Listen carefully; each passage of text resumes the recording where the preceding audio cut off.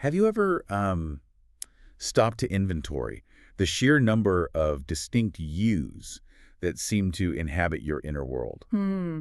We aren't monolithic. We're collections of specialized inner voices or Uh, personalities, or what some therapists call an internal cast of characters. right. There's the relentless taskmaster, the super planner who tries to manage time itself, the cynical critic, and perhaps the part that just wants to curl up with a book and escape the noise. And that internal community is precisely our focus today. It's a powerful psychological framework that, it allows us to move beyond seeing these voices as just mood swings. Right, they're more structured than that. Exactly. We can instead recognize them as structured elements with their own history, their own needs, and their own purpose. So we are undertaking a deep dive into the reflective journey of one archetypal subpersonality, a figure we call Kelly. And we're navigating this journey using an incredibly detailed source document. I mean, it maps Kelly's internal evolution and her core philosophy across a really transformative year. It is. It's a rare look into the internal ecosystem of one psyche, and it provides some surprisingly practical blueprints for resilience. Okay, so what's our mission here? For you, the listener, what should you be looking for? Our mission is to extract profound and, I think, actionable insights from Kelly's evolution. We're going to trace her path from this deep self-doubt to a quiet, self-affirmed strength. And the goal is to show you that a gentle, highly intuitive, and nurturing inner presence, the one that might not be the loudest or the most ambitious, can, in fact, be the essential force stabilizing and enriching your entire inner being. That's such a crucial distinction. Yeah. We often celebrate the boldest parts of ourselves, right? The ones that win the external battles. Yeah. But what defines Kelly, this essential, quiet anchor? Well, the sources define her by gentle resilience, profound emotional intuition, and a core belief in the quiet power of simply caring. Simply caring. Yeah. She isn't the voice demanding productivity. She's the one guaranteeing stability. She shows up consistently, quietly holding the emotional heart of the inner world, even when, nobody else is paying attention. I find the core definition so compelling. She's called the root system. That's just such a brilliant grounding image. It truly captures her function, doesn't it? The root system is invisible from the surface, it's often unpraised, yet it's absolutely essential. Right, it's the whole foundation. It's the deep foundation, stabilizing everything against the wind, nourishing the other parts with resources, and ultimately connecting the whole inner ecosystem. Kelly is the deep, steady anchor, ensuring the whole self has the structural integrity to survive and thrive. And that structural integrity is what we really need to unpack. So let's start where the journey begins back in 2024. This is before Kelly understood the immense strength of that internal root system. What was Kelly's initial self-limiting self-perception? She began with a self-image that was really rooted in being ordinary, which the reflection terms the basically me mentality. Basically me. Okay. Yeah, and she found comfort, yes, but also limitation in the predictable. She enjoyed puzzles, her routine, and she outwardly defined herself by her brown hair and brown eyes, noting this comfort in the simple, average reality. It sounds like a safe place to land, but was it? Was it fulfilling for her? I think it was restrictive. She was constantly grappling with the question of whether being simple or ordinary was actually enough in a world that, valorizes exceptionalism. The sources capture this internal struggle perfectly. They describe her feeling like a beige painting, just a fly on the wall. Wow. Yeah. She wasn't trying to hide. She just felt naturally camouflaged, which led to this really unsettled feeling about her innate worth. The internal pressure must have been immense, especially when her identity was so clearly tied to another powerful figure in her life. Absolutely. A massive source of this insecurity, and really the driving force behind that beige painting feeling came from being defined in relation to her twin brother. She primarily identified as Kenny's sister.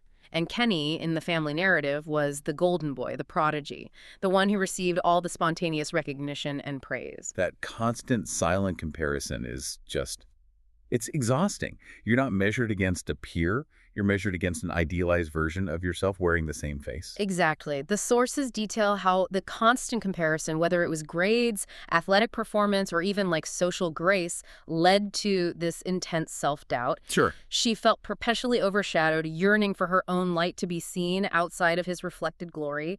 It's the universal pain of the supporting character who desperately needs their own storyline. And that feeling is just palpable in the source material, particularly in the lyrics of the song Kenny's Sister, which is part of her reflective journey. That song acts as a raw emotional confession. She sings, "Every room we walk into your name is the first they call. I smile, I wave, I fade away, a shadow on the wall." Oof.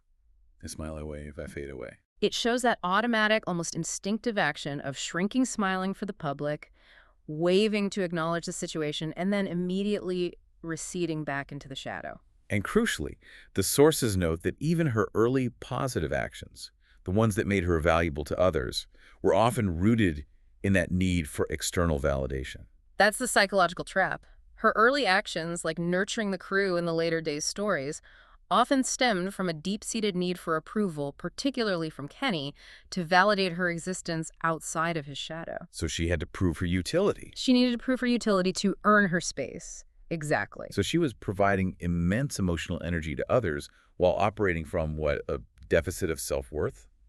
Yet, even in this vulnerable state, she was already embodying this powerful inner role, the nurturing heroine archetype. This is the beautiful contradiction in Kelly's 2024 identity. She was providing immense strength and stability to others, acting as the emotional core of her group, even while her own internal strength felt, shaky.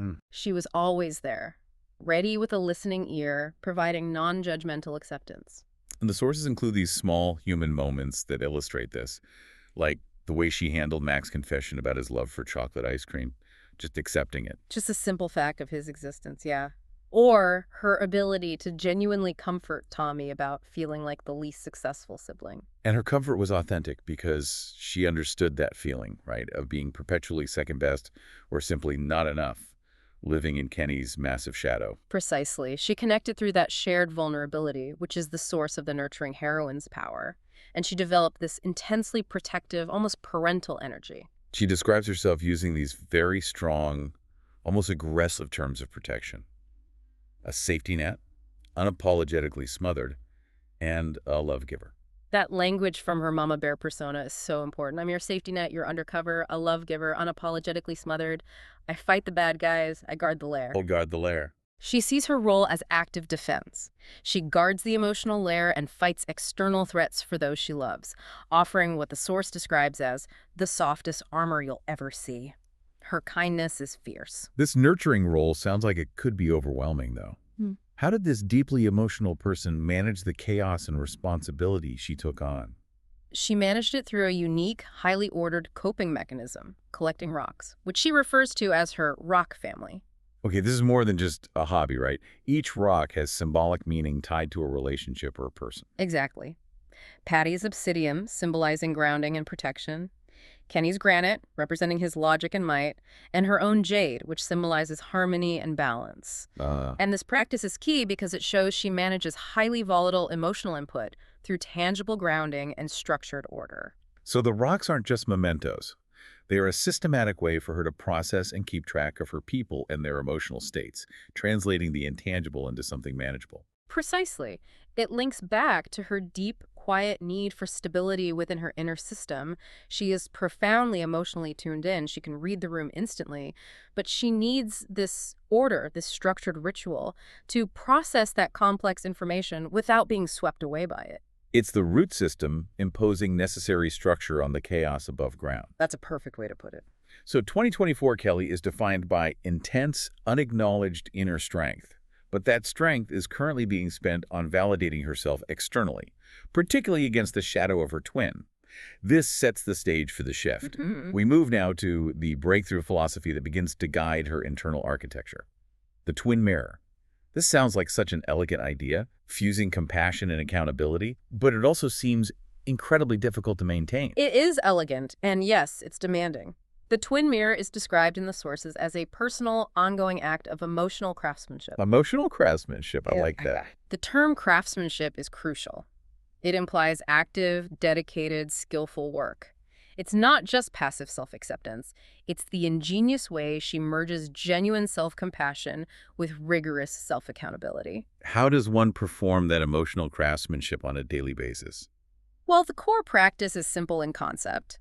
Living life as if you are simultaneously your own twin and your own best friend. Okay. So Kelly treats herself as a loving mirror witness, checking in from a place of loving curiosity, not harsh judgment or condemnation.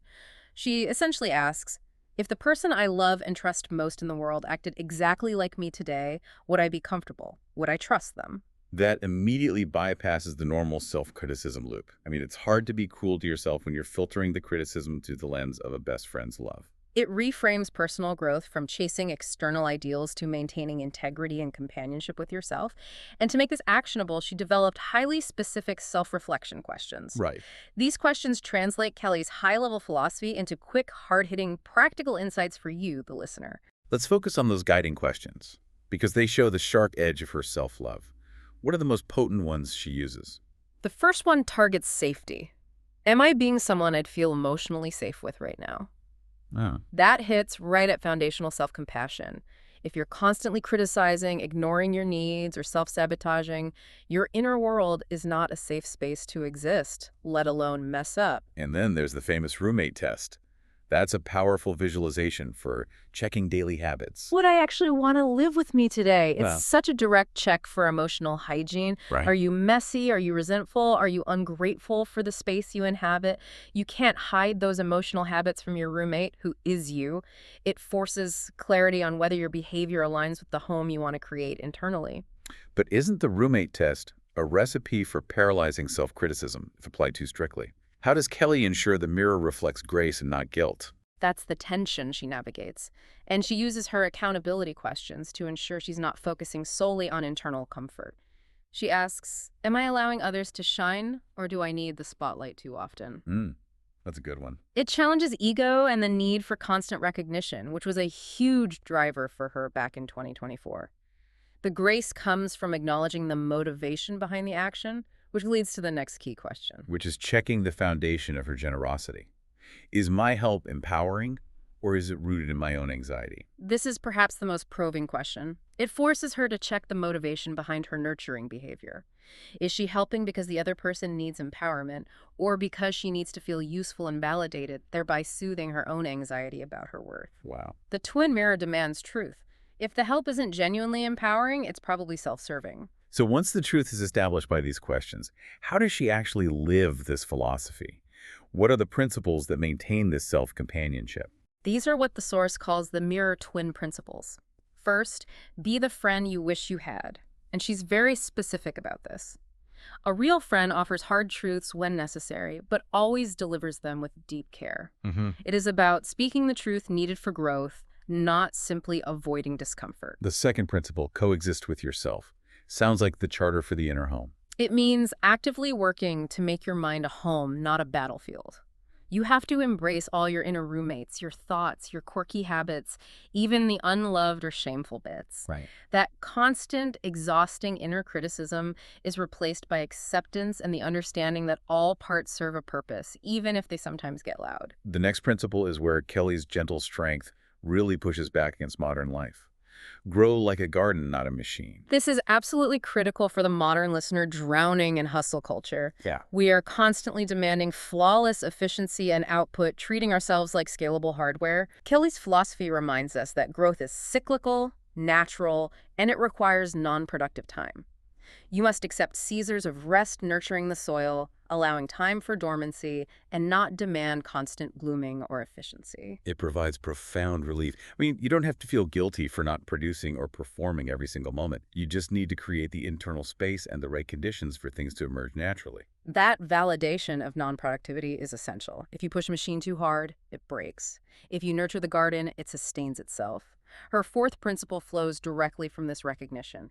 Give without eclipsing. And this directly addresses the pitfall of that nurturing heroine archetype we saw in 2024. Correct. You have to support others, but you cannot become a martyr for compassion. Generosity must come from a place of having enough energy and self-worth yourself. If you are emptying your own cup to fill others, that is self-sacrifice, not sustainable generosity. The twin mirror reminds her to check in with her twin first. Is my friend giving away something they truly need? And finally, she grounds herself in the mundane. Celebrate the ordinary. Yes. She learned that being basic or ordinary is actually honest, authentic, and foundational. Resonance with your true self is the goal, not external spectacle or perfection. This demanding philosophy requires rigorous daily practice. What tools does Kelly use to keep this alignment?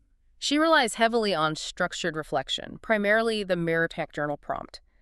This isn't just free-form venting. It's a precise daily query asking what her caring twin would gently and truthfully tell her. And it's broken down into those three structured parts. First, acknowledging the good, what she did well today. This counteracts the tendency towards shame. Second, where she could show up more consciously, focusing on growth opportunities, not blame. And third, a gentle truth she needs to hear, that honest self-assessment delivered with compassion. It's empathy scaffolding. Exactly. Building up the self with both support and reality checks. And she also uses these. They are powerful short phrases. Do your own mirror, not your mask. Reinforcing authenticity over performance. Kindness is not control. Checking that manipulative impulse behind generosity. And one that speaks volumes about emotional hygiene. Speak from the heart, not the wound. The sources acknowledge that a system this rigorous has inherent risks, that self-awareness is essential for it to be effective. Absolutely. Kelly recognizes the risk of self-policing, where the intense focus on integrity could lead to her becoming overly critical or losing spontaneity. Sure. Her countermeasure is vital. When she stumbles, she must respond with grace, not guilt. It's okay to be messy as long as she learns from the mess. And for someone already operating as the nurturing heroine, there's the immediate danger of over-accommodation. Correct. The philosophy, if twisted, could justify further self-sacrifice, treating the inner twin so well that you forget your own boundaries. Kelly's guidance is firm. Use the twin mirror for balance, not as a reason to break your own integrity. It's about genuine connection, not self-erasing compliance. So the twin mirror is the engine that shifts her focus from proving her worth to defining her worth. Thanks. The core of it. This brings us into 2025. The source material emphasizes that this was not a sudden, dramatic personality change, but a profound yet gentle evolution, a quiet reclamation. How did the twin mirror philosophy translate from internal theory into quiet, lived transformation? It was a process where she learned to trust her intrinsic nature and stopped expending energy trying to be someone else. The shift is most clearly tracked by watching her key growth milestones. The primary milestone being the shift from being Kenny's sister to just Kelly. This is the massive internal release of pressure. She recognized herself as whole, separate, and inherently valuable, regardless of her twin's success. The constant draining comparison finally ceased. The source quotes her powerful realization, "We are two different stars. I'm not his reflection. I am my own light." It is the profound journey of individuation establishing her unique identity while maintaining the twin bond. And this individuation fundamentally altered her core internal question.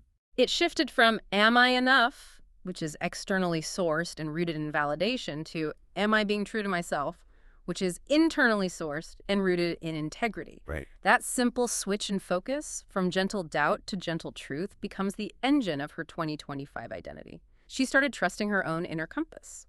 This reliance on internal truth led to a harder, sharper love. It's the shift from self-soothing to self-respect, requiring what the sources term cruel kindness. That phrase sounds like an oxymoron, but it makes painful sense. It's necessary protective love. Kelly still offers the comfort, the tea, the listening ear, but now she sets firm, non-negotiable boundaries. Cruel kindness is the necessary, gentle no when compliance threatens her integrity or mental well-being. It is the hardest act of self-love because it means accepting temporary external discomfort for long-term internal stability. The song lyrics about cruel kindness are illuminating because they show how she first observed the concept externally. Your kindness kills so slow, like frost in spring, so soft yet cold. She realized that true kindness requires heat and firmness to defend against erasion. Learning to love sharpens the boundaries. She moved beyond just coping with others' needs or soothing her own shame to actively nurturing and honoring herself, which requires saying no without guilt or self-apology. She realized that her kindness was a resource to be managed, not a free-for-all supply. Another subtle but crucial shift was how she reframed shyness. She stopped seeing it as a weakness to be overcome. Shyness is reframed as a flavor of her soul. It's not inadequacy, it's a specific mode of operation. It means she notices things deeply because she isn't focused on performing. She connects through quiet observation and only speaks from wisdom rather than reactive impulse. So her stillness and quietness become superpowers of deep listening and careful consideration. Precisely. The song Shy speaks to this reclamation. Don't mistake my silence for a lack of light. I just bloom in the softer night. Her growth, the quiet bloom, is deep-rooted and profound, but it isn't flashy or loud. She now embraces stillness, seeing gentleness not as weakness, but as a deep, chosen form of bravery. She stopped apologizing for the root system she fundamentally is. It sounds like Kelly has successfully moved from fearing the spotlight to fearing the lack of boundaries. Yeah. That's a subtle but massive internal transformation achieved through relentless self-companionship. Yes, that's it exactly. Kelly's internal world is described using some of the most unique and memorable analogies I've ever encountered. Let's start with the biological and scientific metaphors that show her unseen vital function in the inner system. They're incredibly specific. They are, and they all describe essential, continuous, and non-flashy work. The first is perhaps the clearest definition of her functional role. She is the kidneys of the soul. The kidneys of the soul. Okay, unpack that for me. The kidneys are the silent filters, the balancers. Correct. Kelly is the quiet bravery that prevents catastrophic system failure. Biologically, the kidneys filter waste, regulate electrolyte balance, and manage the pH storm, keeping the system from becoming too acidic or too basic. Right. Kelly performs this emotionally. She filters chaos and keeps emotional pressure from rising too high, speaking mainly in acts of service. She is the purifier in silence who never cease to please. Her job is continuous restoration, not sudden dramatic intervention. If the kidneys filter the waste, then the next analogy, the soft endoplasmic reticulum, SER, deals with the conversion of toxins.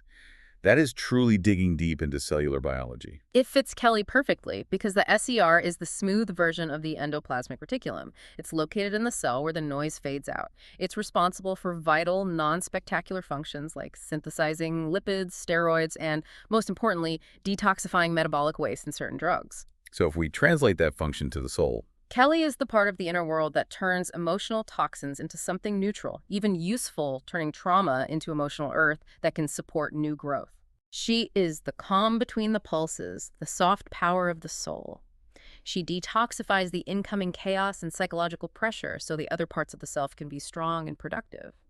Her healing process is internal and without spectacle. so she's not responsible for the flashy structures. She just makes sure the entire system remains viable and functional. Exactly. She is the crucial behind-the-scenes helper. Then, the analogy shifts to memory and reflection. The hippocampus. The memory center. If Kelly is the hippocampus, how does that make her the dream archivist? Well, the hippocampus creates and retrieves memories, essential for learning and emotional context. So Kelly keeps the archive of past growth. She builds the bridge from then to now, reminding the self of its past struggles and, more importantly, its previous victories and quiet evolution. Huh? She gathers joy and grief alike and names the shadows, ensuring the past isn't a prison, but a place of rest and information. That's a crucial function for resilience.